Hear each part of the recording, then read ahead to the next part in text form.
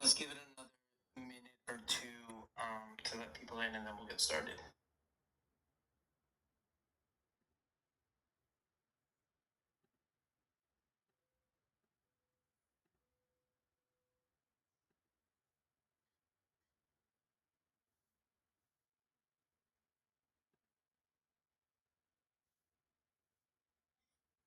All right, cool. So, Sodi had an emergency come up, so he couldn't make it to today's podcast. But Dani was scheduled to be on, so thank you for coming on. Let me do her official intro. So today, our guest is a digital fashion founder, influencer, investor, and a founding member of Red DAO, which I'm also a member of. Digital fashion house DAO that invests in the future of fashion, emerging as the first digital fashion blogger in 2021 under the pseudonym of This Outfit Does Not Exist.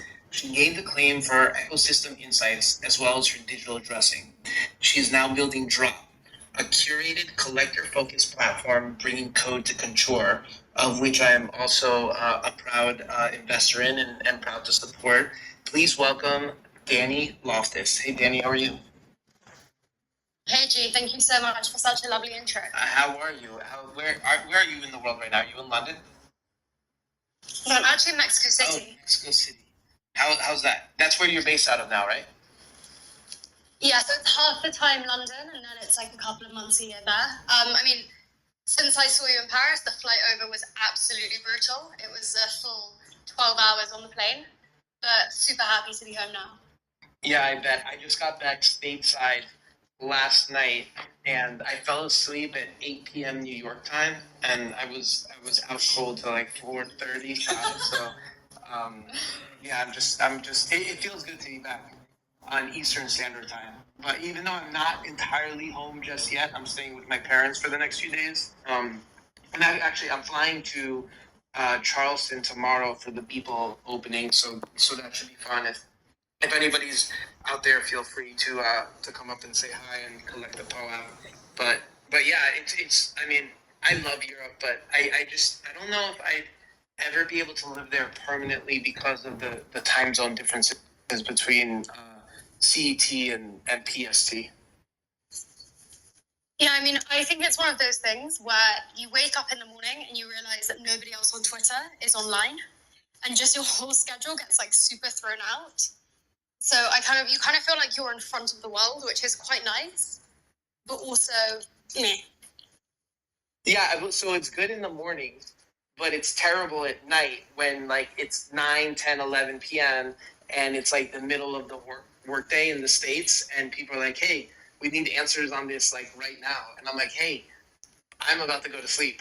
All right. So it does get annoying on the back end. But I mean, I agree with you. I love it and I hate it. Plus I ate way too many croissants.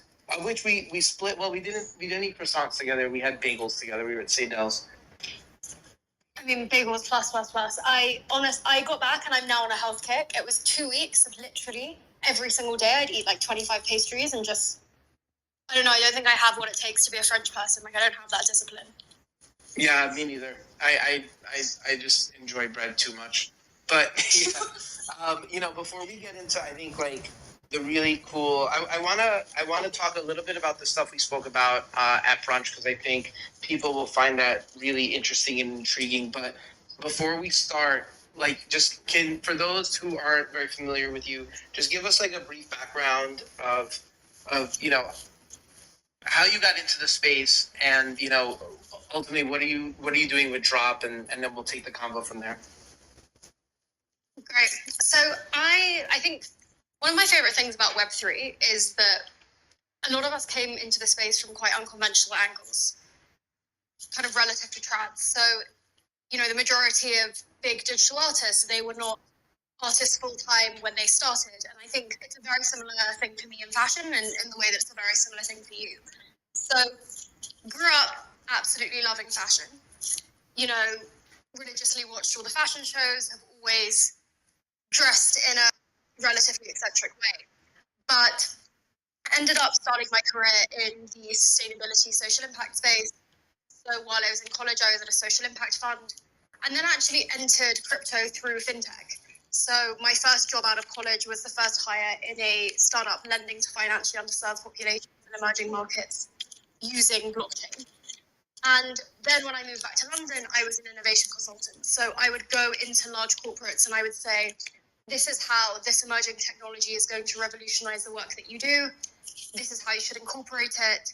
But again, totally sector agnostic, never fashion specific, despite the fact all my friends were in fashion now. And so the way it evolved was I used to read Magan's column at Vogue Business religiously. I was always very fascinated by this idea of in-game identities and alternative identities, and also fashion as a social signaling mechanism. So, I even remember when I was 16 or 17, instead of one of my A-levels, I wanted to do a project on status signaling in China and how luxury goods had become ways to establish hierarchies in the light of kind of the communist regime, post-communist China. So I've always found that super fascinating. And I remember in 2019, we had a couple of very, very early luxury plays in space. So we have The Sims, Ex Moschino, we had League of Legends and Louis Vuitton. So it was all kind of slowly starting to come in.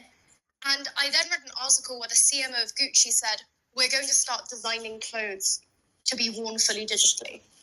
And just something clicked in my head. I was like, this is the obvious future of the creator economy.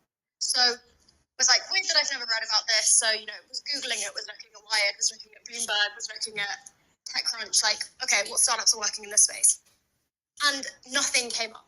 I remember going to a webinar once, which was called Digital Fashion, and I got there and it was actually just a girl saying, hey, this is the shirt you should wear on Zoom and this is how you should light yourself. Like, that's what digital fashion was in 2020. So when I realized that, I started by pitching all of these big magazines being like, hey, listen, I want to write for you. And they were like, what large brands are in the space? And I was like, nobody, but like everybody will be. And they were like, no, we don't get it. So I was like, okay, I'll start my own newsletter where I'll write about the stuff. And that's going to really get my friends in tech and my friends in VC hopefully excited. But, my friends in fashion, like, they couldn't care less about what stuff I write about tech. So I was like, okay, to really grip them, I'm going to have to wear some of these clothes. So looked out on Instagram. DressX had started about a month before. Tribute Brand, same thing. And, all of them had like 300, 400 followers. So like I had no followers. So I just basically DM'd them being like, hey, listen, you don't really have anyone wearing your clothes on your website. I'm going to do this project where I only wear digital fashion. Do you want to collaborate with me? And they were like, yeah. So started off, literally DressX had 5 items on their website, started off wearing some of the clothes. And it was really funny because I just remember being like, with quite a lot of the stuff that was out there, being like, this isn't really my style, but there are only like 10 items that are digital fashion in the whole world. So like, I kind of just have to do this to make a point. So that's kind of how it all started. It was my side hustle it was meant to be my side hustle for like 5 years, but it ended up being my side hustle for 10 months. I then got brought into Red DAO by a close friend who was in Flamingo DAO and was like, hey, I want to co-invest with you. And then I got brought into Red, which, was one of the best decisions I ever made. I came in as one of the founding members. And then from there, it was, a year later, and I just left my real world job to focus on digital clothing, which seemed so insane at the time. But essentially was like, okay, I'll take a couple of months off. They said they'd still have me back and I'll just kind of see where this goes. And that's when kind of the same person who brought me into Red said, Dani, when are you just going to fundraise? Like, you've been talking and writing about all the problems in this industry for such a long time. When are you just going to build and solve it? And I was like, I'm a woman with a non-engineering background. There's no way I can fundraise. Come on. And he was like, okay, just put your white paper out, just see what happens. So I did that in January of last year. To my surprise, we were very oversubscribed and we ended up raising 1.5 million to build out a platform called DRAUP. And, G, so happy to have you involved. And so kind of a little bit about what we're doing with DRAUP is we began really thinking about what the issues were with digital fashion. And one of the biggest ones was that these clothes have so much ability to hold multifaceted value because they're digital. So a key example is you have no wear and tear. So these items do not degrade. If you lend them to your friend or somebody who isn't your friend, you're never going to see their depreciation as an asset, which you have with art now because art is in general stored in your home on your wall, but you've never had it with clothes before. And I was like, okay, what's really going to make this a more exciting proposition mission of the platform. It's this idea of showcasing the best of digitally native fashion, having this fashion which both you can own and wear in a range of virtual environments. And then also, if you're a collector, you can also monetize. So through protocols like rental, where something could go out of your wardrobe into my wardrobe and you'd be automatically reimbursed. Or where to earn, where you're working on a version of this now, but like a brand might say, I want 20,000 people in a specific space at this specific strategically interesting moment to be wearing my clothes, and actually you can reimburse those people for doing that. So that's kind of what we started off as, and that's our biggest vision. And I think what's changed in terms of the way we're working now is this is really a collector-focused platform. So these are all a great vision for the future, but if you actually look at where we are right now, there aren't a ton of virtual spaces where actually you can wear your digital clothes where there are a ton of other people. Like, you have Fortnite, you have Roblox, where there's so much signaling potential for your virtual clothes. But Decentraland Sandbox, are there that many people there? Like, no. So I think in a very similar way to you, we're beginning by building out our hero brand, which is a brand called Pronounced DRAUP. And our motto as a brand is this view that the code is the couture. So in the same way that for centuries, haute couture houses have pulled in the best craftsmen to work on their collections, be it the best embroiderers, the best tailors, the best printmakers, we believe the same thing is going to be true, but what will constitute that creativity is actually going to be code. So every single collection we work on is going to be in collaboration with a really talented digital artist. And the clothes that we create are also fully generative, so we don't only have the same generative traits that you'd have in an artwork, like color palettes, for example, and kind of colorways. We also have elements like folds, like direction of sequins, which are also established generatively. And that drop is going to happen in the next few months, and then we're kind of building it all out from there.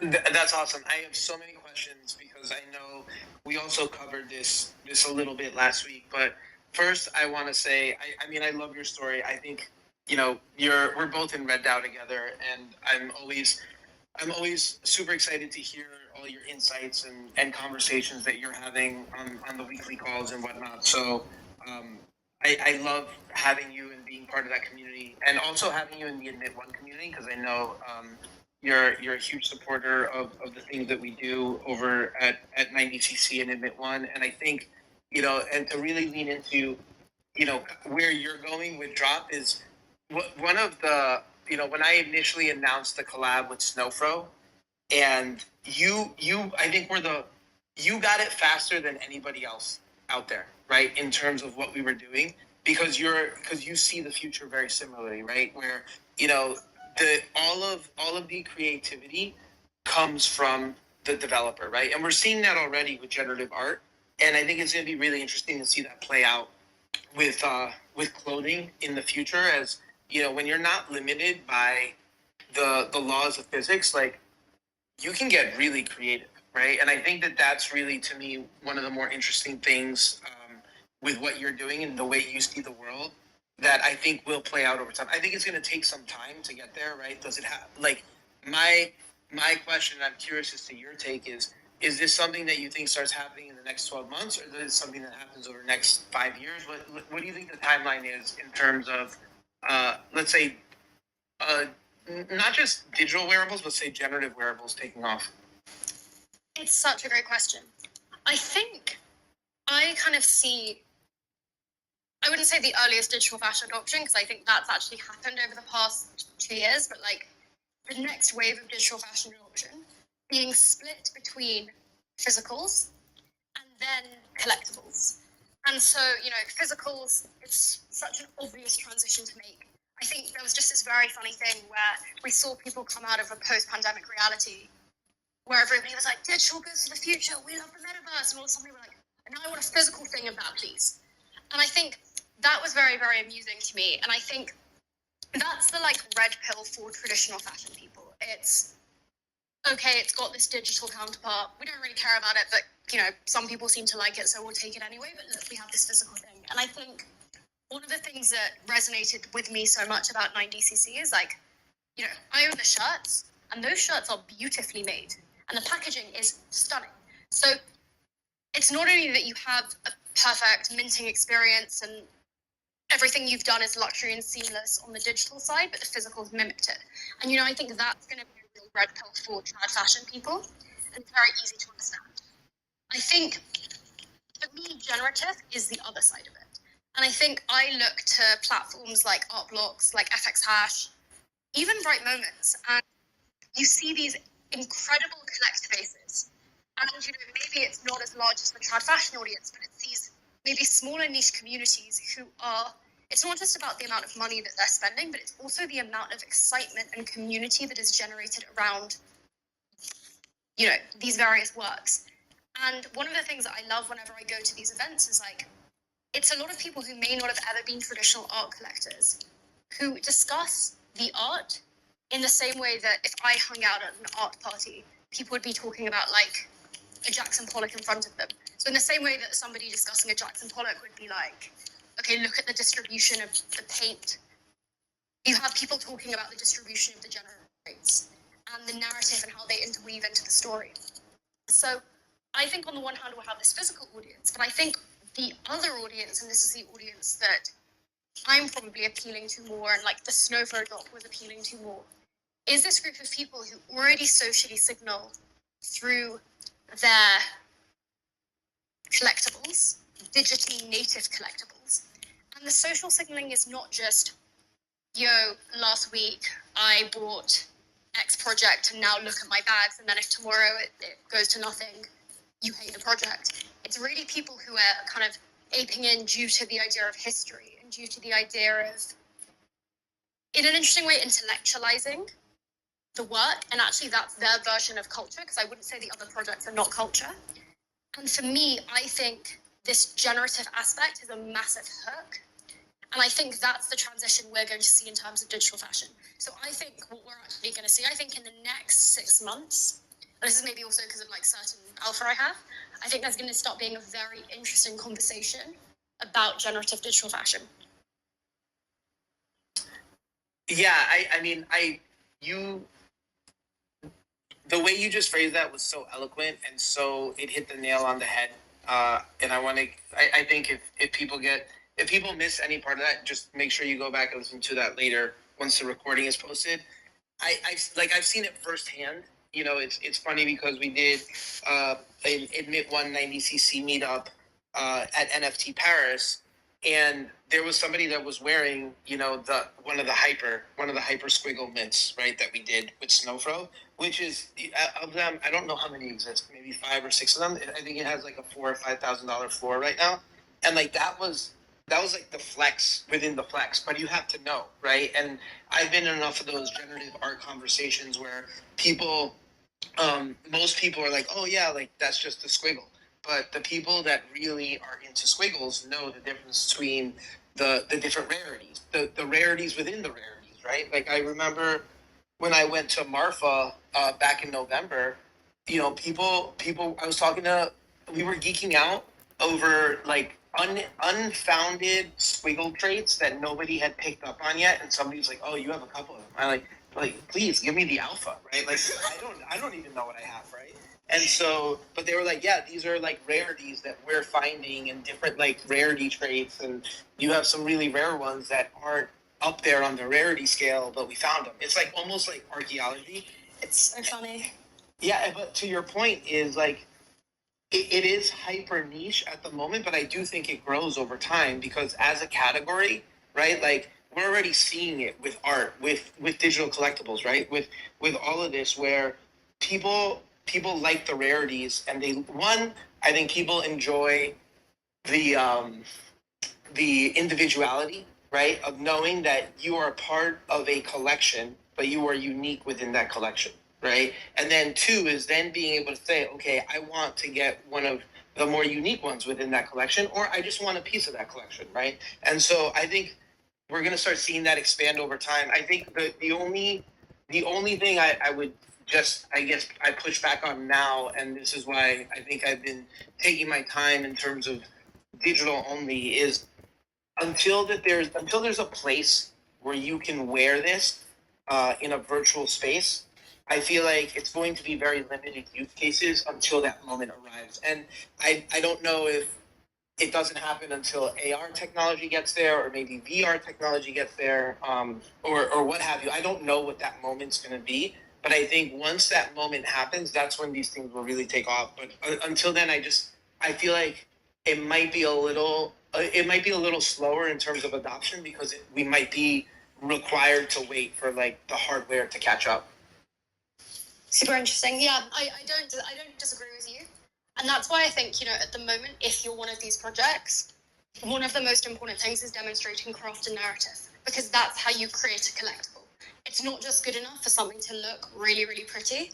If nobody's going to wear it, you need to show the storytelling. You need to make it seem, not even make it seem, make it historical. And I think, the thing that you say about squiggles is like so accurate. I think, honestly, after the weekend Martha, and then Bright Moments, and then Art Basel Miami, I was like, if anybody talks to me about art ever again, like digital or otherwise, like, I don't even know what I'm going to do. And I think I've spent the past kind of week, and this is the only thing I've talked to my team about, listening to this podcast on Acquired. And it's about LDMH, and it's 3 hours and 33 minutes long, and I never thought I would listen to such a long podcast.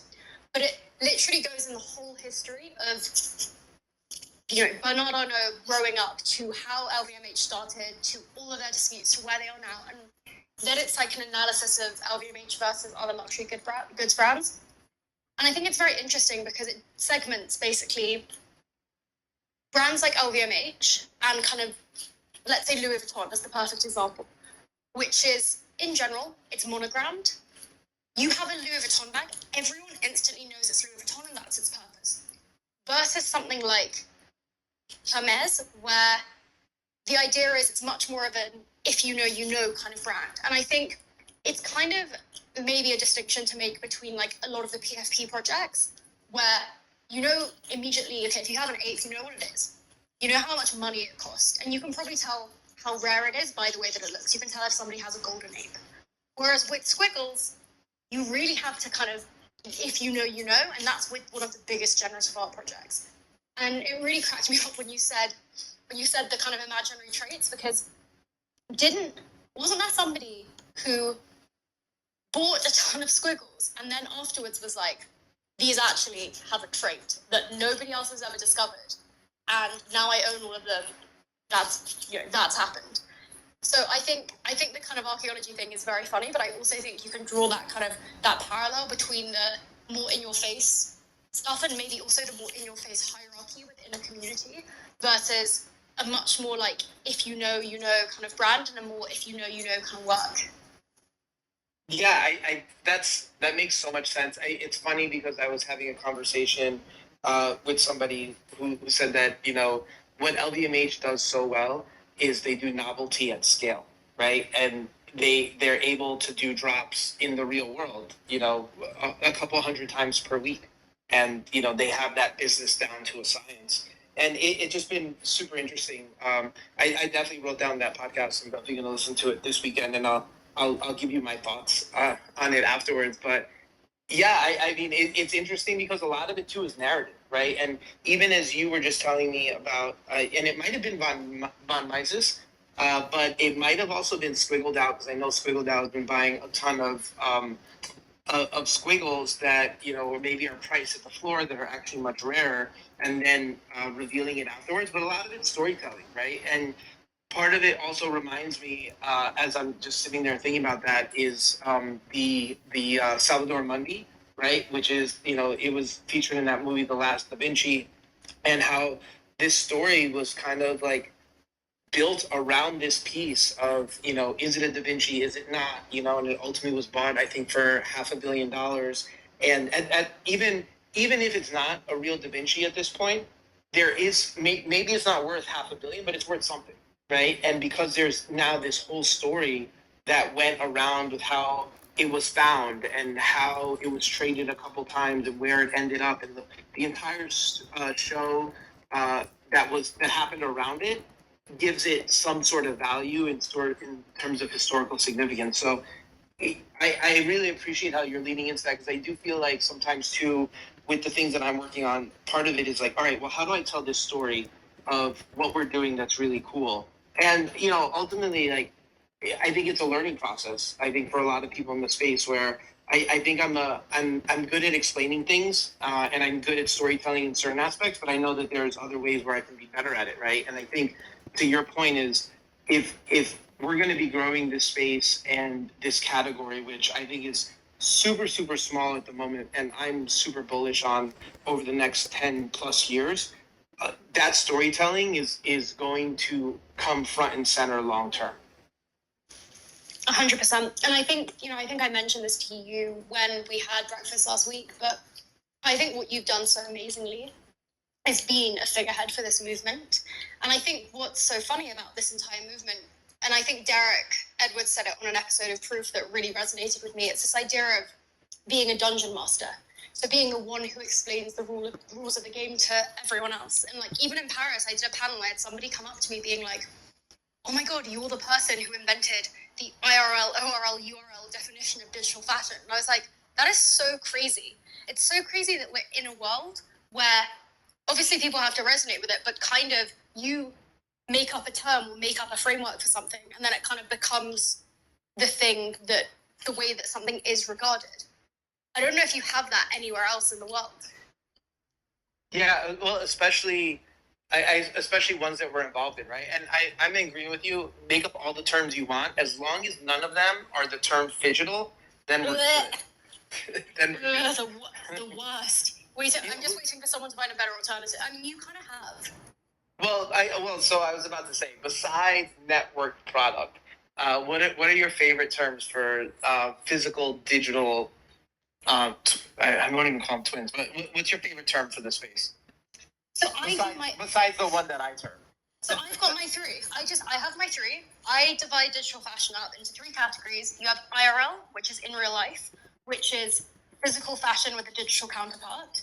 You have ORL, which is on real life, which is digital fashion worn on social media. So all of your AR stuff, all of your digital renders. And then you have URL, which is unreal life, which is digital fashion worn direct to avatar.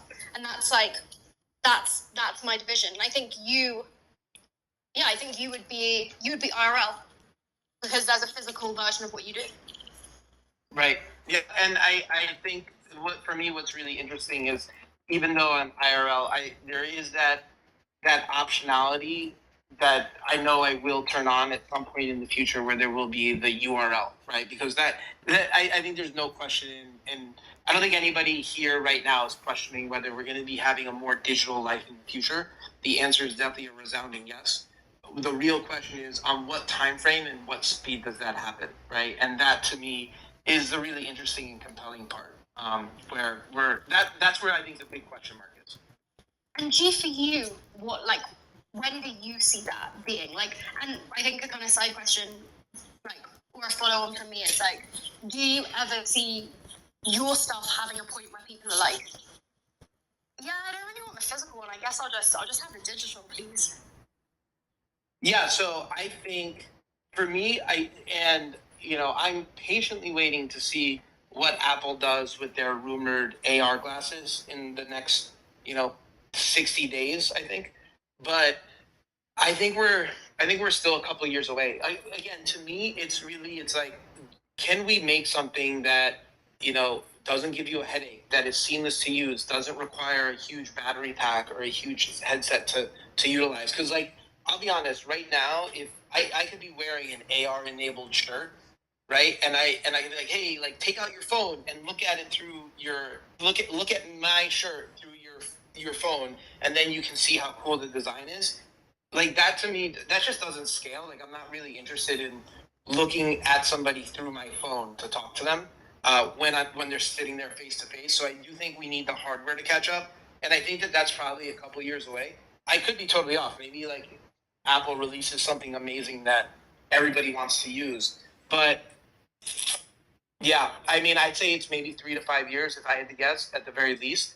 And in terms of what you were saying with the digital only, I think that probably happens within that time frame, around the time when I think we're living in a more digital, immersive world where we're doing this Twitter Spaces in a digital concert hall, right? And it's super seamless and easy, and it's not, because these things exist already, right? We can have this conversation in a virtual world, The problem is that it's not very easy and it's very cumbersome for people to get in there. Whether it's you and me to have this conversation or people to go in and be part of this conversation and listen in, it's not as easy as like opening up your phone and typing in, hitting join room and listening, right? And once we get there, then I think we're probably going to start getting a lot of demand for more digital only goods and experiences. And I'm ready for it. I definitely think that that's the future. Like if Epic were to open up their world and, have the ability for us to host this within, the Fortnite world, I'm sure a lot of people would be doing it, right? I just think it's a little too cumbersome now. And I think that definitely changes within the next 10 years and hopefully within the next 5. But listen, I also thought it would take 5 years for NFTs to really blow up. And it took 5 months from my initial thesis of, oh, this is going to be massive. So I was off by a factor of 10. So I mean, maybe Apple comes out next month and, all my predictions are wrong. Super interesting. And I think it's also, when you said this thing about like virtual spaces, it's also just like, I think what people have to figure out is like, what would it actually add? Like, okay, great, we could go into Epic, but like, would that actually make this a better experience for us and people listening? Yeah, probably, like, unless there was some type of, I don't know, additional entertainment value, probably not.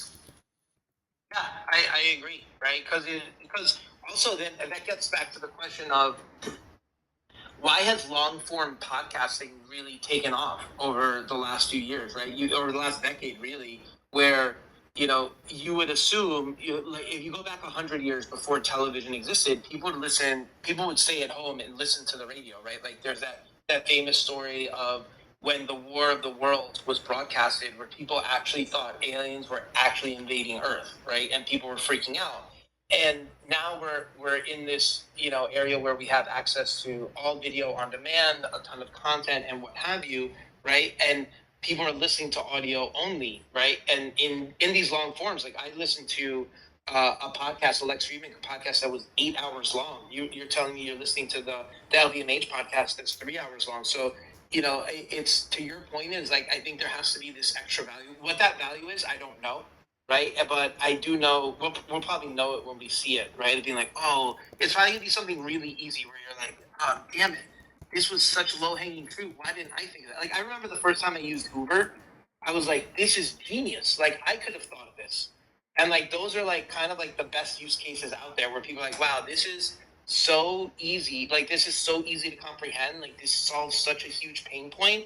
Like why didn't I figure this out first? And those that's going to be where you go from that 0 to 1 moment, in my opinion. And instead, we're just out here building like the most intellectually complex businesses possible. Exactly, right. Yeah, but here's the thing: is I think, but to your point of what you were saying of how you got into the space is nobody else was doing what you wanted to see, right? Like I started 90cc because I was having conversations about this 2 years ago of like, this is what I think you guys should do. And nobody was listening to me. So I was like, yeah, fuck it. I'm going to fucking do it. And then once I do it, people are like, oh, that's definitely, I think that's right. And people will have their own variations. And I think people will take learnings from what I do and put their spin on it. But like, I think it just comes from like, be the change you want to see in the world. And it really sometimes is that simple. 100%. So what else? So what else are you excited about? I also don't know what you can or can't share from the conversation that we had last week, but I know I'm really excited with the things that you're doing. First off, I want to give you huge kudos for the dinner that you did, Salon, I believe it was Salon number 3. Yep. And I thought that was really cool. So can you go into that a little bit and just talk about, because I think this is really interesting as well, is the community that you're building with DRAUP and, the curation process, because I think that is really cool, because I do think that happens. And I was trying to tackle this too when I formed in Knit One, where sometimes, when you price something and you sell it, and obviously there's that thin line between wanting to sell out and wanting to have the right people in. And I know I could have priced it at whatever, and I probably would have sold it out. But I wanted to get the right people involved. I wanted to have the right makeup of the community, and I really appreciate that you've been taking like the same thought process into building out your community. So I love for it if you can go into that for a little bit. Well, first of all, G, I was like super inspired by the way that you built Admit One. So basically, we obviously have a much wider community as DRAUP, but I think really the first thing we were thinking about was how do we really get our true fans plus people that we find really inspirational into a group together. And the unfortunate thing I think a lot of us face is that the best way to do that is Discord. So the idea is to basically convene the community. And so we decided to release our version of the member pass, which is called a DRAUP seal. And so a little bit around kind of the larger lore of DRAUP is the reason that it's called DRAUP, DRAUP, is because the Norse god Odin had a ring called Draupnir, and that ring was known as his ring of endless wealth. And every ninth night, it dripped 8 more rings, and so it was coveted for being this kind of tool of abundance. And when we were originally thinking about the way that we were going to build this platform, it was taking digital fashion, which was moving from basically this object with pretty much no use to something which has maximum value for its creators, for its consumers, for its collectors. So that's why we originally named it DRAUP. And then the idea of these seals was that we were going to distribute them to 888 people who we really, really wanted at the core of our community. And I think, in a kind of very similar way to you, I think one of the things that I think I'm very fortunate in terms of is because I've been in this space for, relative to the amount of time the space has been around, one of the longest times, I've just had the ability to meet like a ton of incredibly cool, incredibly interesting people building amazing things. So I was like, okay, you know what? First of all, I obviously want to put these people in a room together. I want to introduce them. But that's not what a community is. It's not just like, hey, look, it's 800 of my friends. This is great. It's really about having anybody in there who is both somebody who's really inspiring to our team, but also who's really passionate about the project, having conversations about the future of digital fashion. And I think in a similar way to Admit One, it's not just digital fashion from a fashion perspective, it's also digital fashion in the way that it's situated in digital culture. And my background, and one of the things that I actually missed most since leaving my old job to become a founder, is that when I worked as an innovation consultant, the way that we would work would be super, super interdisciplinary. So it would be like, okay, we're consulting for an oil giant. Okay, we consulted for a beauty brand last month. What similarities can we draw there?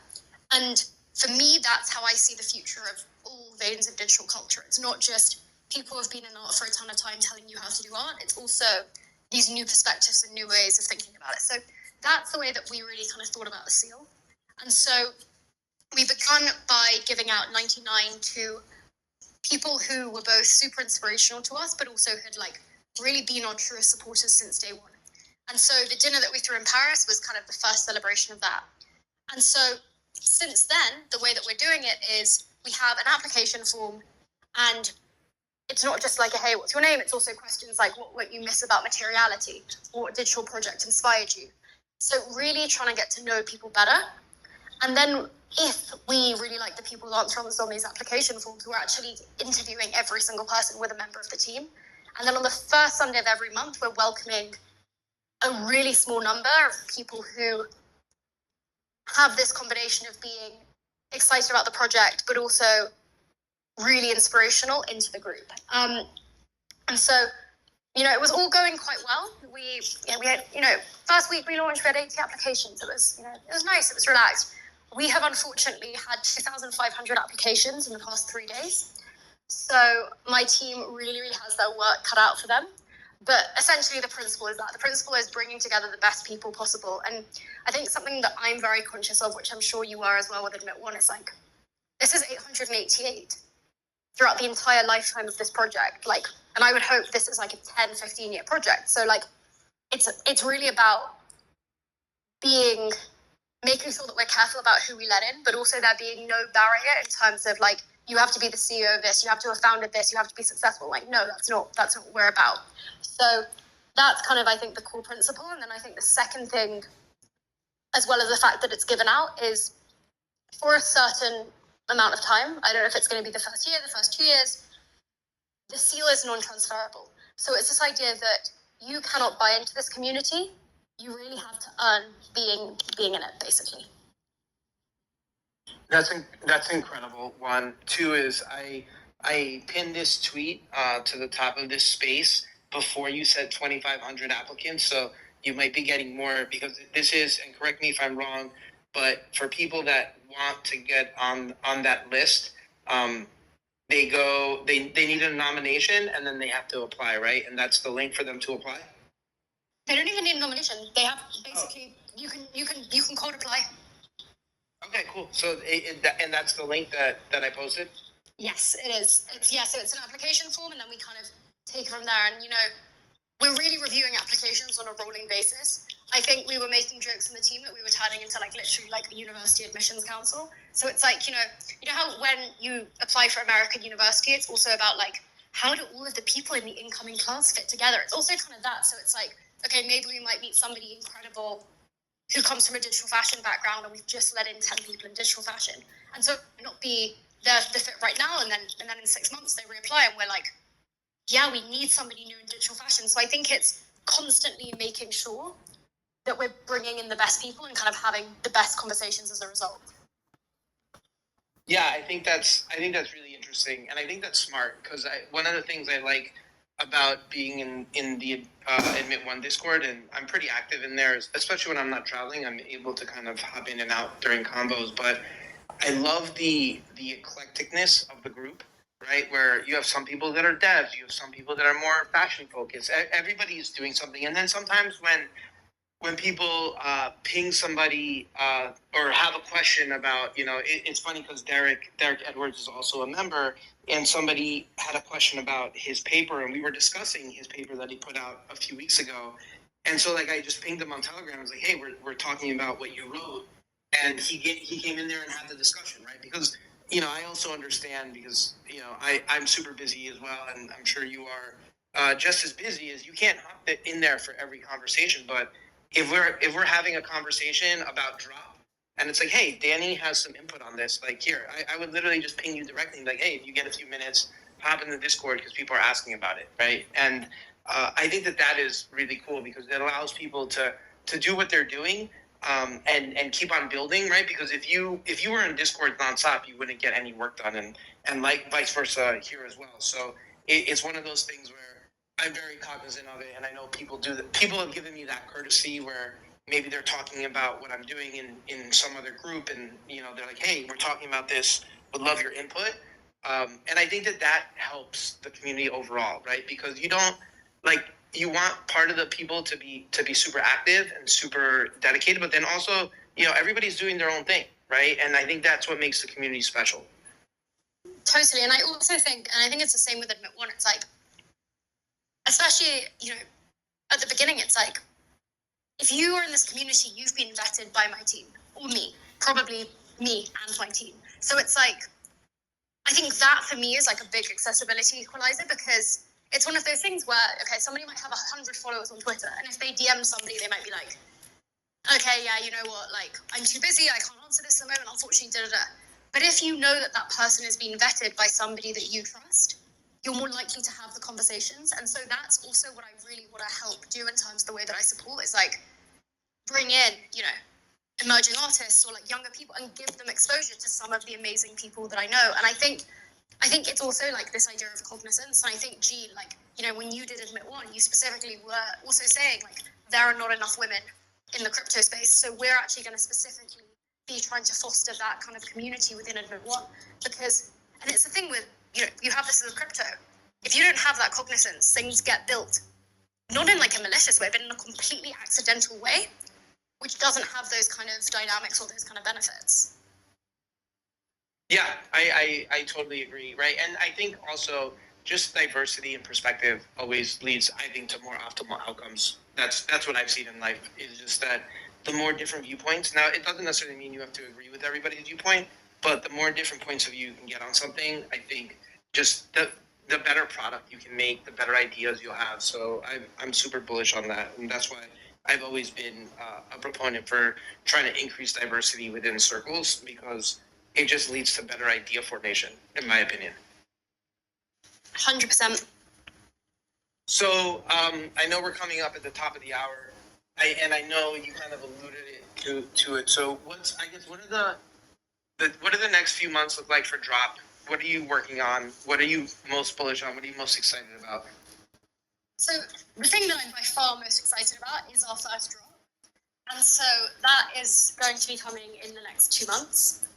And, you know, in my opinion, or like, okay, actually, what will make me feel proud is if you can look at it from just a purely aesthetic perspective and go like, these clothes are sick. But then also if you can go in and you can actually nerd out. So nerd out about the way that we built this. So like, I think what I find very exciting about what we're doing is this idea of fashion native generative traits. So we can, you know, stuff like the amount of folds on a garment being generative and being generated at time of mint. And, you know, it's been the biggest pain for my team to like figure out how you do that, but also make it look good in terms of fashion design. So that's the kind of big parallel that we've been working with. But also what I would hope is we haven't just randomly chosen the digital artists that we work with. We have like a couple of parameters which are like, you know, they have to really be excited about digital fashion and it has to be an extension of their existing practice in some way. So that can be that they've done a physical fashion collab. That can be that maybe like they've experimented with generative textiles. Like there's a range of ways to do it, but this is more than just like that, you know, this is not art merch. This is actually a continuation of a narrative. And I think that the narrative we have with this first collection is like very, very interesting.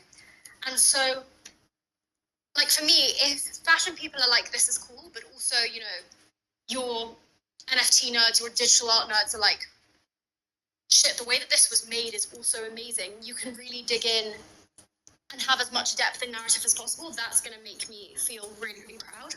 And obviously, it's also, this is like the first official launch of we're building. So it's going to be the first collection drop, but also the first introduction to our digital wardrobe. And I was saying this to my team recently. I think after listening to that podcast, one of the most interesting things that came out of it was this idea that at some point, LVMH made the decision to actually lease retail spaces in these large stores so they could actually fully control end-to-end the customer experience.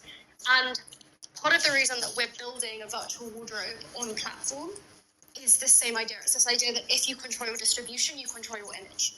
So instead of saying this is going, you know, into MetaMask or this is kind of going to go like willy-nilly into virtual spaces, it's like really what do I want the collector experience to be and look like? So all of that is going to be debuting in around 2 months. So that's what we're kind of all heads down working towards on top of this whole community launch. So you went to the third ever salon, but it was the first ever members only salon. We only launched the seal, I think it was a little bit over 2 weeks ago. So I think, you know, when you talk about Admit One, I think one thing that's so amazing about Admit One is like, Admit One, I wouldn't say it could fully continue without gmoney, but you know, you have people organizing their own satellite groups. You know, you have things like the Watchers where you've curated your community and you've drummed up so much excitement and put the right people together that you now have little tributaries that are existing independent of you. And so we're, you know, starting to build out a community offering. And I think it's also about figuring out like what is our community market fit? How do we really provide the most value for the people who are in our wider community and at this core?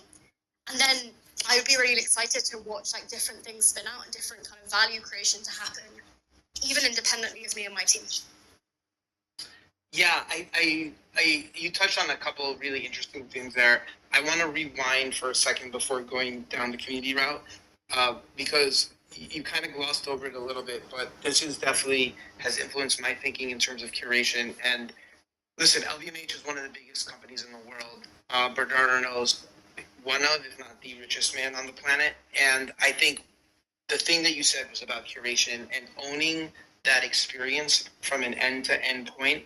And this is what I've been trying to really hammer in with like marketplaces, right? It's like, I want to control that experience. I want I don't want to worry about, people going to OpenSea and clicking on like a scam link and getting scammed out of all the stuff in their wallet because they wanted to buy either a MIT1 or a 90TC product or whatever, right? And I do think that's why I still firmly believe that the future is towards creator-owned marketplaces, because people are going to want to, one, to own that experience, and then two, and when you think about this from like a margin perspective, and I was recently listening to a podcast where when LDMH bought Remova, um, Remova was, I think, 80% wholesale and 20% direct to consumer. And within, I believe it was 12 or 18 months, they flipped that from from those numbers to being 80% DTC and 20% wholesale, right? And and that is all under the LDMH umbrella. And I don't think, I think that's something that people should definitely be thinking about, right? In terms of one, margins, right? It's like from a business perspective, right? If somebody's going to be paying 2.5% royalties to a marketplace, why not just eliminate the marketplace fees and just have the creator royalties for the person that, the person or the project that's actually creating value for that product, not paying a 2.5% liquidity fee for quote unquote volume. And so I think that that's one thing that's really important. And whenever I see positive reinforcement case studies like this in the real world, it gives me more conviction that I'm right and that I'm headed down the right path, right? Because you have some of the smartest, wealthiest, biggest companies in the world pursuing this model. There's a reason why, right? Like they wouldn't be in the position that they're in if they didn't do a ton of analysis behind it. So that was one. And then two is I think you're absolutely right with in terms of community, and I think about this a lot because I think one thing that Nouns DAO has done amazingly is that it is very decentralized.